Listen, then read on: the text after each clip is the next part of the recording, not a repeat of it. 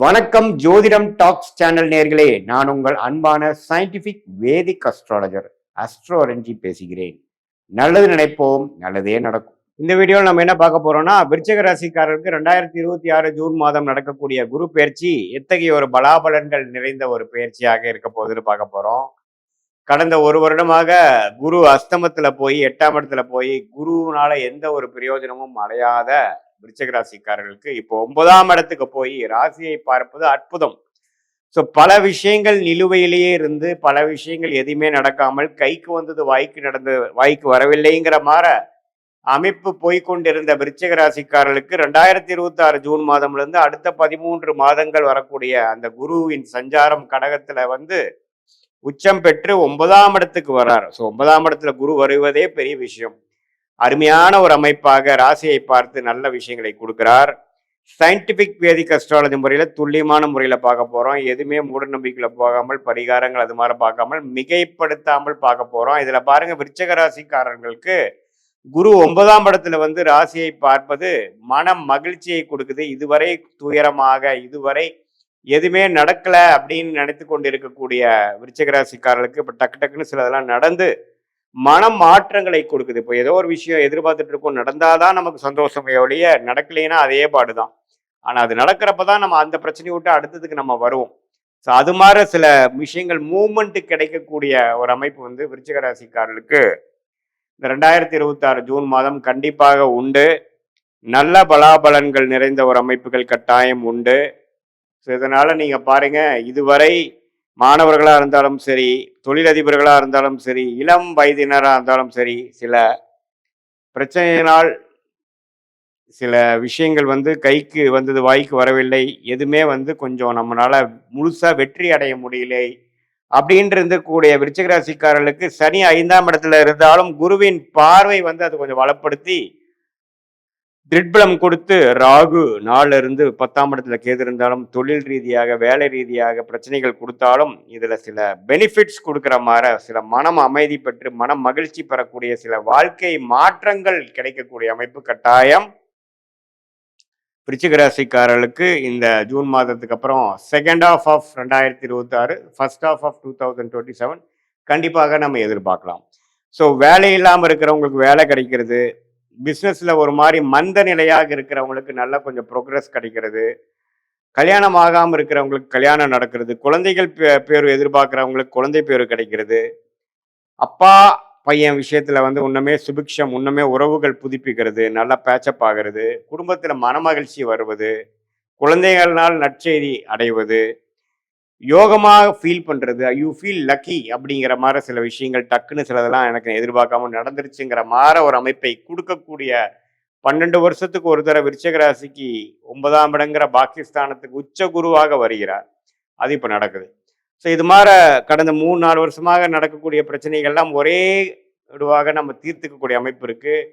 அதே சமயத்தில் இந்த ஆண்டின் கடைசி பகுதியில் பார்த்தீங்கன்னா நவம்பர், டிசம்பர், ஜனவரி 2027 10ஆம் இடத்துக்கு குரு தொழில் மேன்மை, தொழில் முன்னேற்றத்தை, வேலையில நல்ல ஒரு ஸ்திரத்தன்மை அது மாதிரிலாம் கொடுக்குறார். ஸோ எப்படி பார்த்தாலும் இந்த குரு பயிற்சி நல்ல யோகமான ஒரு குரு பயிற்சியாக இதுவரை கடந்த ஒரு வருடமாக பல பிரச்சனைகள், பண விஷயத்தையா இருக்கட்டும், வரவேண்டிய பணமா இருக்கட்டும், தொழில் ரீதியான அமைப்பா இருக்கட்டும், வேலை மாற்றமா இருக்கட்டும், குடும்பத்துல நிம்மதி இல்லாத அமைப்பா இருக்கட்டும், எல்லாத்துலேயுமே ஒரு நல்ல மாற்றங்கள் கொடுக்கக்கூடிய அமைப்பாக உச்சகுரு பார்க்கிறார். வேலை மாற்றம், தொழில் மாற்றம், மனமாற்றம் எல்லாத்துலேயுமே ஒரு நல்ல இது கொடுக்குறார்.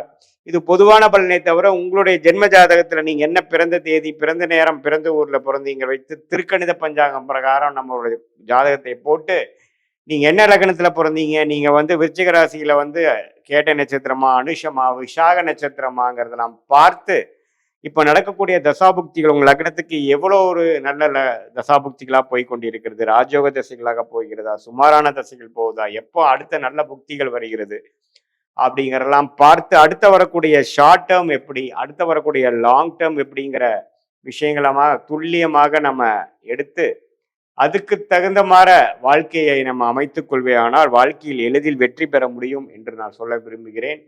தேவையற்ற சமய விரயங்கள், தேவையற்ற பொருள் விரயங்கள் எல்லாம் தவிர்த்து நம்மளுடைய கர்மா என்ன அப்படிங்கிறது தெரிந்து நம்மளுடைய பிராப்தங்கள் என்ன, நம்மளுடைய தோஷங்கள் என்ன அப்படிங்கிறதெல்லாம் நம்ம அறிந்து கொண்டேனால் தேவையில்லாத ஒரு முயற்சி, தப்பான ஒரு டைம்ல போய் ஒரு தவறான ஒரு வேலையை செய்து அதுக்காக பயனுங்கிற பலனை வாங்கி கட்டி வாழ்க்கையில 2 வருஷம் 3 வருஷம் 4 வருஷம் பின்னோக்கி போய் நம்ம வந்து கஷ்டப்படுறோம். இப்போ எப்பவுமே பார்த்தீங்கன்னா வாழ்க்கையில ஸ்லோவா போகிறது கூட பிரச்சனை இல்லை. வேகமா போய் தவறான முடிவுகளை எடுத்து எடுத்து எடுத்து நம்ம வந்து வாழ்க்கையில தேக்க நிலையாக வாழக்கூடிய அமைப்பு நிறைய தொழிலதிபர்களுக்கு, வேலை செய்பவர்களுக்கு இருக்கக்கூடிய அமைப்பு வருது. இதுல என்னன்னா நம்மளுடைய பிராப்தமான படிப்பு என்ன, பிராப்தமான வேலை என்ன, பிராப்தமான துறை என்ன, எந்த மாதிரி துறை நமக்கு ஒத்துக்கும், எது நமக்கு லக்கியா இருக்கு, எந்த மாதிரி விஷயத்துல போனா நம்ம எளிதில் ஜெயிக்கலாம், இம்போர்ட் எக்ஸ்போர்ட்டா, வெளிநாடா, அதே மாதிரி உள்நாடா, எது மாதிரி விஷயங்கள் வேலைன்னு எடுத்துட்டோம்னா கார்ப்பரேட் பிரைவேட் செக்டாரா, அரசு உத்தியோகங்களா,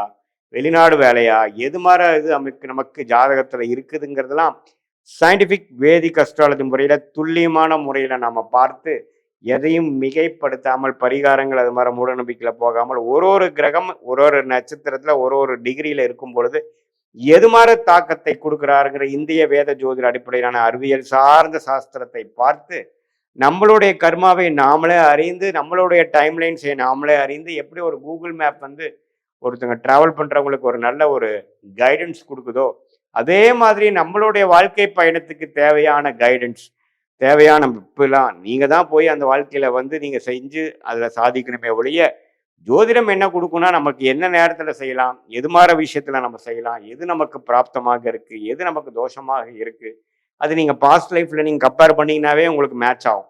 எது உங்களுக்கு நல்லது நடக்குது, எந்த டைரக்ஷனை போனா ஈஸியா விஷயங்கள் நடக்குது, எது டைரக்ஷன்ல போனா நமக்கு நம்ம பிரச்சனையா இருக்கு, நம்ம கர்மா எப்படிங்கிறது தெரிந்து அதுக்கு தகுந்த மாதிரி வேலை, தொழில், துறை அது மாதிரியான விஷயத்தை நம்ம தேர்ந்தெடுத்து அந்தந்த நேரத்தில் அதது செய்து நம்மளுடைய யோகமான துறையில போய் யோகமான டைம்ல நம்ம வந்து செய்யும் பொழுது தேவையற்ற பண விரயங்கள், தேவையற்ற சமய விரயங்கள் இதெல்லாம் தவிர்த்து ஈஸியா ஜெயிக்கலாம். இதுல என்ன நிறைய பேர் பண்றாங்கன்னா ஏதோ எனக்கு தோணுதே அப்படின்னு பண்றாங்க. அதுல வந்து டியூ டெலிஜென்ஸ் போடாம எந்த விஷயங்கள் நமக்கு நல்லா வரும், நமக்கு எதுல டேலண்ட் இருக்கு, நம்மளுடைய ஜாதகம் என்ன சொல்லுது, ஜாதகம் நார்மலா பாத்தீங்கன்னா உங்களுக்கு எதுல இன்ட்ரெஸ்ட் இருக்கு, எதுல வந்து உங்களுக்கு லக் இருக்கு, எதுல யோகம் இருக்கோ அதுதான் உங்களுக்கு காட்டும். அதுதான் கிரகத்தின் ஸ்தான பலம், திக்பலம், திருக்பலம். ஸோ ஒரு ஜாதகத்திலேயே 9 கிரகங்கள் 12 கட்டத்துல 27 நட்சத்திரத்துல படர்ந்திருக்கக்கூடிய அமைப்புல உங்களுடைய ஜாதகத்துல நீங்க எந்த லக்னத்துல பிறந்தீங்கன்னா லக்னம் தான் தசாபுக்திகளுக்கு வந்து நம்ம இம்பார்ட்டன்டான விஷயமே ஒழிய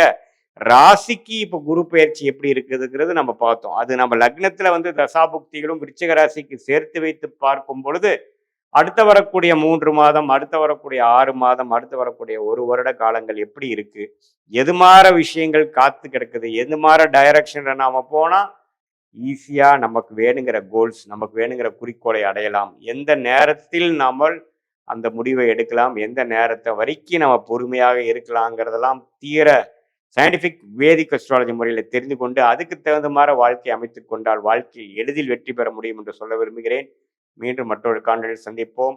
நன்றி, வணக்கம். குரு பகவான் 1/6/2026 மிதுனத்துல இருந்து கடகத்துக்கு பயிற்சியாகி கடகத்துல உச்சம் பெற்று அமர்றார். அதுக்கும் மேல அவரோட உச்ச பார்வை 5, 7, 9 நிறைய ராசிகளுக்கு எக்ஸ்ட்ராடினரியான நற்பலன்கள் கொடுக்க போகுது.